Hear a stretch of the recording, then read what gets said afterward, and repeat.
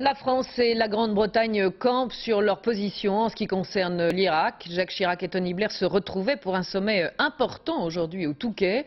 Le président de la République affirme toujours que la guerre est la pire des solutions. Il décidera le moment venu si la France doit utiliser ou non son droit de veto à l'ONU. Sur place, Christian Mallard.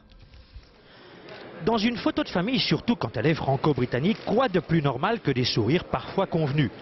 Tony et Jacques s'apprécient globalement, les entretiens sont officiellement qualifiés d'amicaux et de cordiaux, même si au bout du chemin, il y a parfois une certaine mésentente.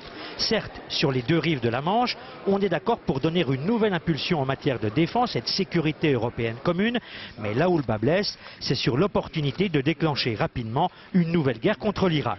Pourtant, Français et Anglais s'accordent à dire que l'objectif consiste bien à désarmer l'Irak dans le cadre de résolutions prises par les Nations Unies. Seulement voilà, sur la façon d'y parvenir, la France pose problème aux Américains et aux Anglais. Jacques Chirac campera sur sa position le temps qu'il faudra.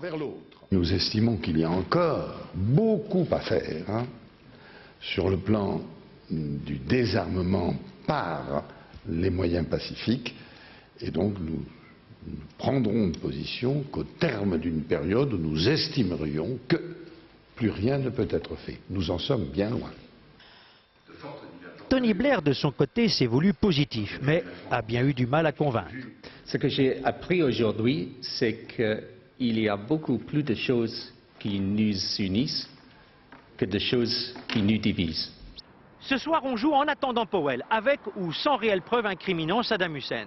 De leur côté, Tony Blair et George Bush parlent déjà en coulisses de preuves décisives et de deuxième résolution appelant au déclenchement des hostilités.